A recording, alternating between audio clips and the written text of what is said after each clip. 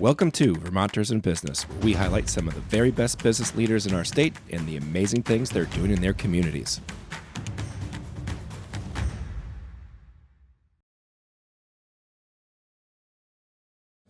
People of Vermont, welcome to Vermonters in Business, where our mission is to highlight the businesses and business leaders in our state that are doing incredible things in both their work and their communities. I am your co-host, Drew Kinney. I am an insurance agency owner, I am an investment property owner, and a technology investor. We've got an awesome show today, but first, I want to take a second and introduce our co-host, Travis Spencer. Travis is a serial entrepreneur, a local business enthusiast, and of course, around here, we know him as a world-class insurance agent. King of the hot take, Travis Spencer. How are we doing today? Doing great. Ready to roll again. Yeah, you got any hot takes for us today, or we'll save them for later?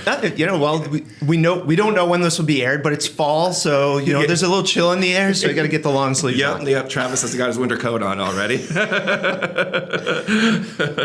So we have an awesome show today. Joining us today is Rosann Kramer, and she is from Runway Auto. She has 24 years in the collision industry.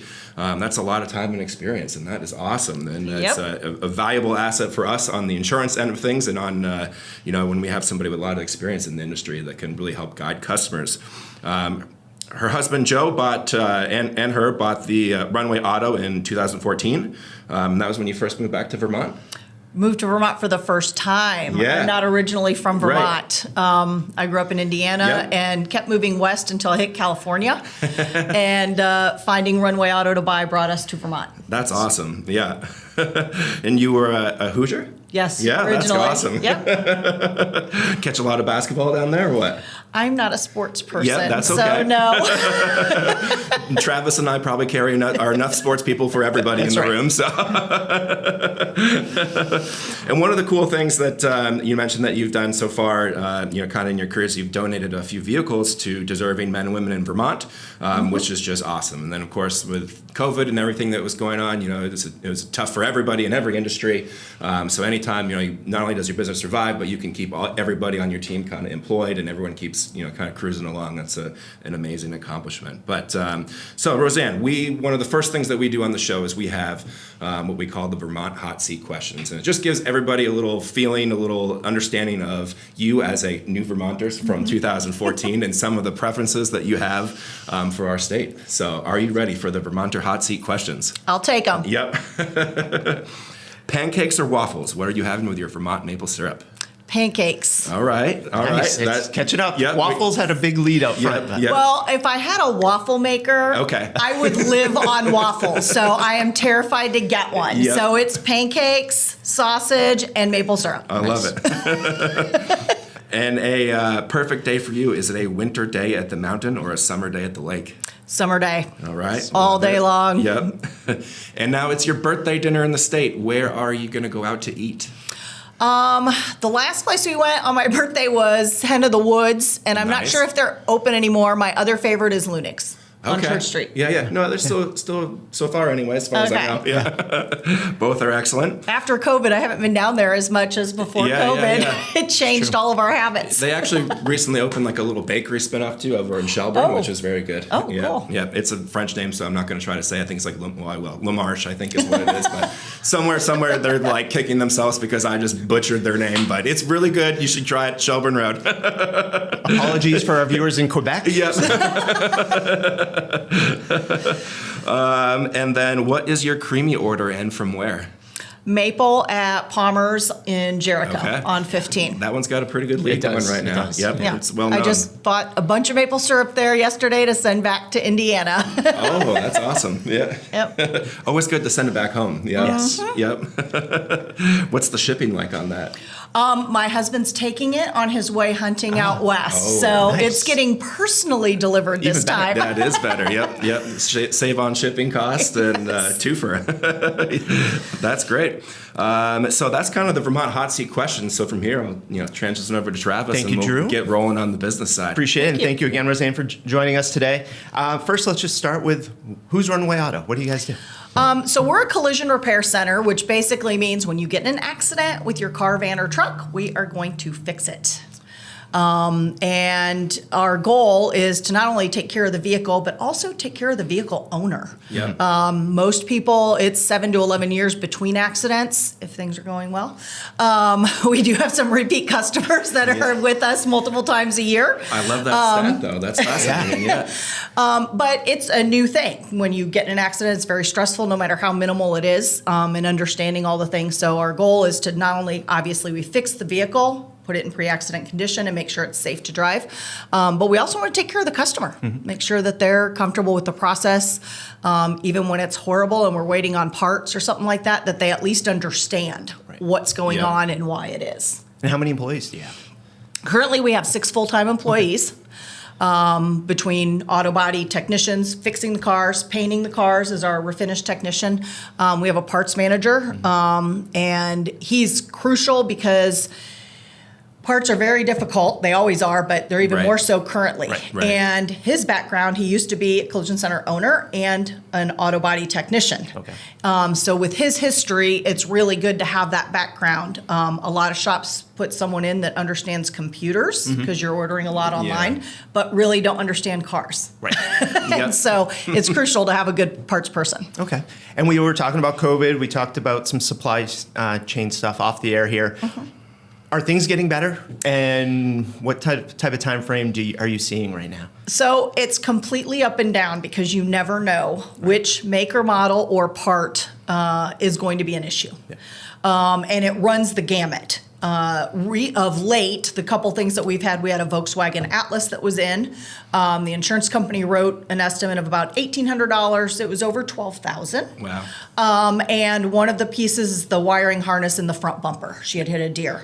And that wiring harness was on back order for 8 weeks. Jeez. We can't put the car together without that. Right. We currently have a Nissan that's in now, and when Nissan builds them, I've been to their plant. When they build it, this is like a Altima, they build it with the Uniside.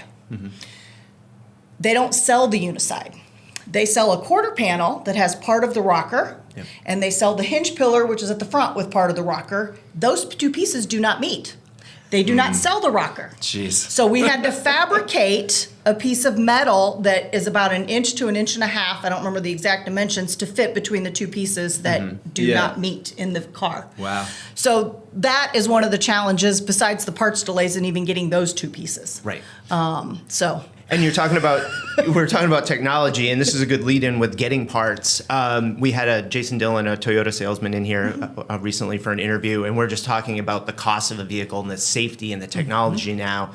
So your grandfather's fender isn't your fender anymore. Talk about how the technology and the safety features really impact the cost of repairs. So originally, the older metals, people are always like, oh, you should have a vehicle from a long time ago. When you get it doesn't look like it crushes as much. Well, part of that is the vehicles now are designed with crush zones. Right. When you get hit, if you're in the vehicle, the energy is supposed to go around the occupant because the concern is that the person is safe. Yeah. You can replace the car, fix the car. You can't do that with a person. Right. So that's the original safety features where the fender, the metal, all of that is not the same as what it was 30, 50 years ago. Yep. The other piece is called Adaptive Driver Assistance Systems. And for short, ADAS. So you'll see ADAS on a lot of new vehicles. And basically, those are the vehicles that have adaptive cruise. They're the vehicles that have the blind spot warning, the lane departure warnings. All of those things are ADAS. Any part, for example, on a Toyota Camry, if you have adaptive cruise, and I don't know the exact cost, but for example, the original grill without adaptive cruise is $500. Yeah. The grill with adaptive cruise is $1,200. Right. And those are not exact prices, but an example of the price difference. Exactly. So all of those things, whether you use them or not, even if you turn them off because you don't want them, you still have to be replaced. Yeah. And those cost money if they're damaged. So there's a lot of sensors, there's cameras, Yes. there's all these things now in these components in the fenders. So that's really adding to the increased costs, you know, which adds to the insurance costs, which we talk about quite frequently. And we do part of that on the technology. We do a pre and a post scan on every vehicle. Yeah. So the pre-scan, it hooks up to the computer and lets us know if sensors are damaged. Because I can look at a sensor, it may look completely fine. However, it could be damaged. There's no way to know unless you do that. So we do a pre-scan on every vehicle, 2010 and newer. And same thing at the end, we connect it. So if it's a Toyota, it's with a Toyota tool. They're not aftermarket tools. If it is a Honda, it's a Honda tool. Even after that, some of them still have to go to the dealership to be calibrated because the calibration requires a large white space that is 100% level. It cannot be off a degree. Wow. It has to have all of the stands so that it can be calibrated to within a millimeter so that when you're driving down the road, your blind spot works, your automatic cruise will work, the adaptive cruise, will work. Yep. And we facilitate that for our customers. We take the car. Today we're picking up a Subaru from Subaru for that same thing. Nice. Very cool. And one of the parts I've heard that is really expensive that I don't think a lot of people think about are all these new for trucks, the tailgates. So now we have these tailgates that have a step in them or maybe a 60-40 split and all these things. And I've heard some pretty outrageous pricing to repair just tailgates. Can you speak to that a little bit? So anytime you're repairing a gate, a door, any of those type of things, it's basically a metal shell. And the guts inside of it, if you have an old tailgate, the guts inside of it is relatively simple. You basically take the handle out and you're able to do a repair. If you have with the multiple steps, it's not just one tailgate, it's multiple pieces that make up that tailgate. Plus you don't have the same access. Right. And you have to have access to push the dent out. Right. Hopefully nobody is still doing this, putting 2 inches of filler on stuff. That is not a correct repair. The metal has to be pulled out. At most, there is some filler, but it is a skim coat. That's it. And so it is much more expensive if you can even repair it. Right. If you can't, you are generally replacing the entire thing. thing. Yeah. Okay. And then the mechanical parts, the electronic parts that do all the extra stuff, all cost extra money. They're all sold separately. You don't just buy the gate like ready to go. Yep.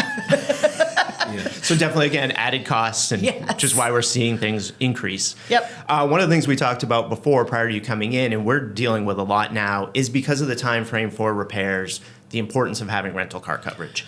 And the importance of not just having it, but we're having the discussion to make sure you're maxing out your coverage.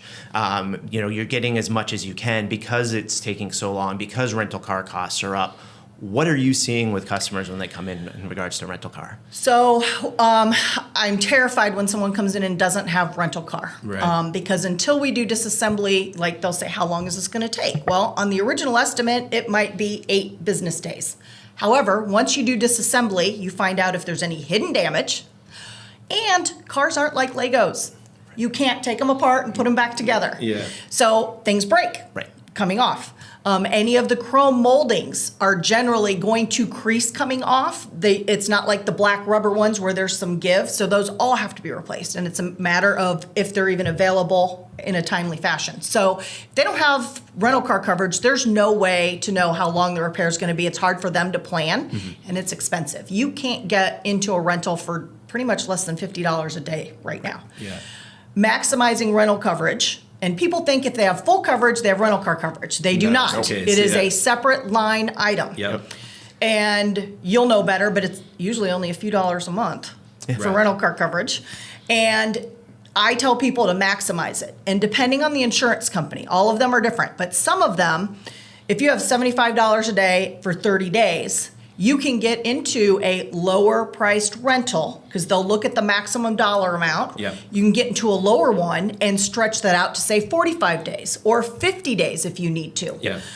Instead of getting into a $75 a day truck or vehicle.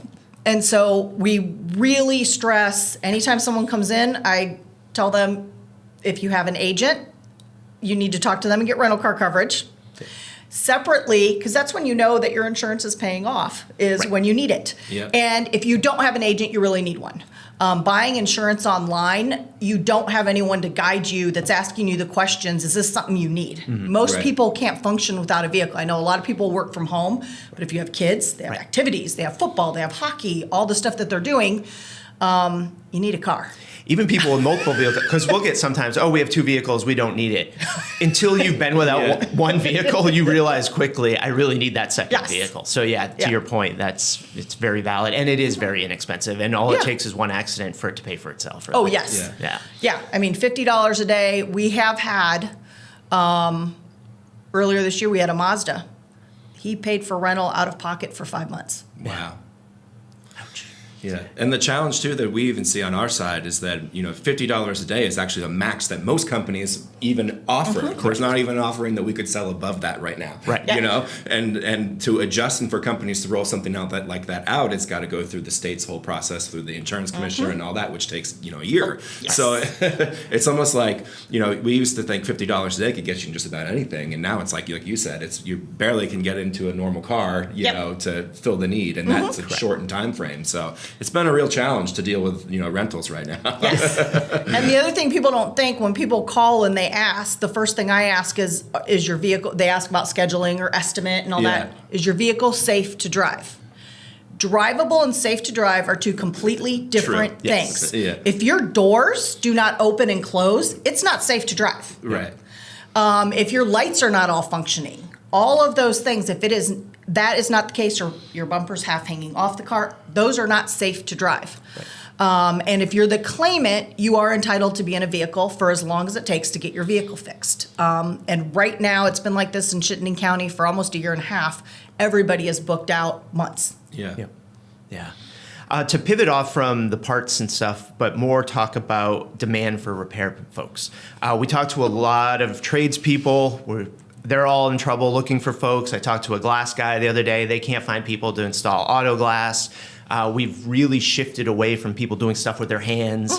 What are you seeing in your industry, and what are some things that can be done to maybe encourage more folks to get into auto body work?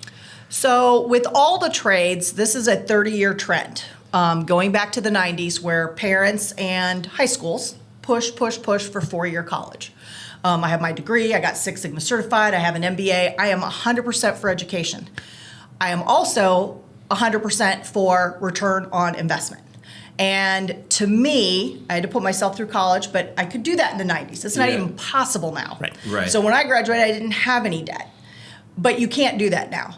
I'm fine if someone is clear taking on the debt and understanding what their entry-level job will be when they graduate and what it's going to take to pay it back. But all of the trades are very good careers to be in. Can make a lot of money. Most of them make more than a lot of teachers do, without having to spend the money on that. So a big piece of it, this 30-year trend, is going to take a lot to reverse. Because trade schools have closed. They don't have the same funding that they did 30 years ago. So it takes a lot to go back. But they're great careers. When I started for DuPont in 1998, never anticipated, I'm not a car person. Didn't think I'd be in the industry that long. I was as green as you could be. I knew where the gas pedal was and where to put gas in the car, and that was about it. But it sucked me in. Like, I absolutely love it. I love what we do. But it is hard and challenging to find people. Yeah, I'm from Maine originally, and we had a technical college system. So we had the university system, and then we had the technical college system, and they were splattered throughout the state. And they focused on mechanics, auto body shop, and then there was, to your point, there was that pivot where technical school kind of had a negative connotation, and they all became community colleges. Right. So the technical schools now are community colleges with more of a broad-based associate's program, and even in high school we. Each class, we always had those guys that worked on everyone's car, and that's where they were going to go. And that's kind of gone away. So to your point, I think we do need to pivot back to encouraging people to get into those roles. I mean, if college is for you, 100%. But if it's not, there are lots of jobs. And even on the collision side, outside of being an auto body tech or a painter, there are lots of jobs that are available with distribution, with the manufacturers. I mean, all different levels, all different kind of things. I wasn't in the collision industry. I started out in the collision industry, but doing sales. I sold automotive paint to auto body shops. And I did that for 16 years, and then was like, I think I want to own one. Nice. So very cool. It's a good progression. Yeah. Anything we missed? Anything you want to add? One of the things, it used to not be such an issue, but it has been. Obviously, everyone's noticed with everything, probably mostly construction materials, everything costs more than what it did before COVID. And it's the same thing for us, not just the parts, but the paint, everything that we use.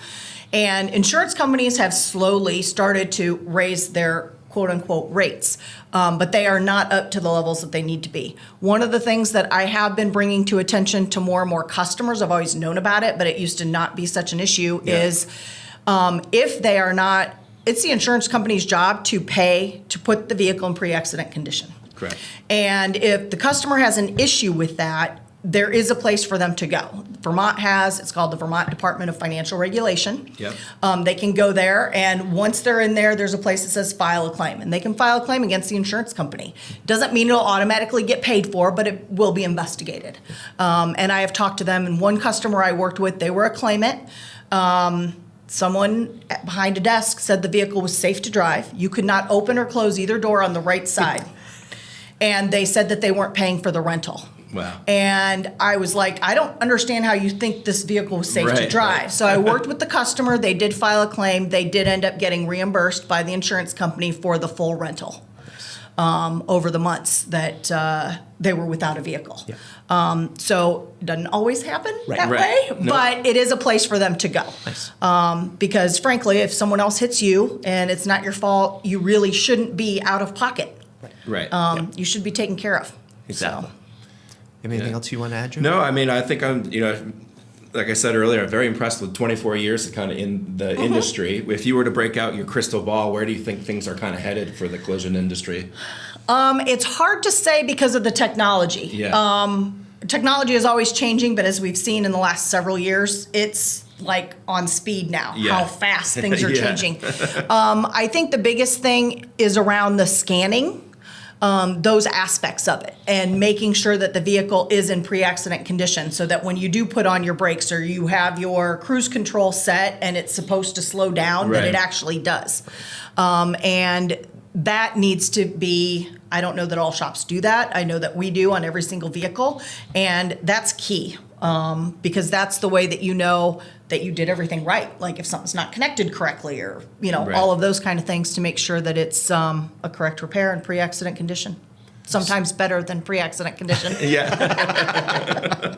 Awesome. Well, we appreciate you joining us today, and thank it's you. been a real pleasure to have you on.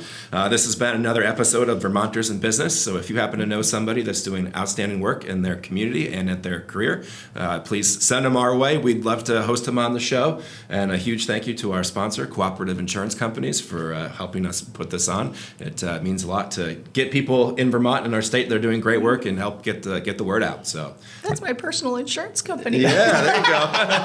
For my home and auto. Nice, another plug. I recommend them often. That's awesome. Good. Well, Travis, anything else? No, that's great. All right. Great episode. Thank you, Rosann, again, thank for you. joining. Appreciate Thank you, it. Travis. Yep. Thank you, Drew. Yep.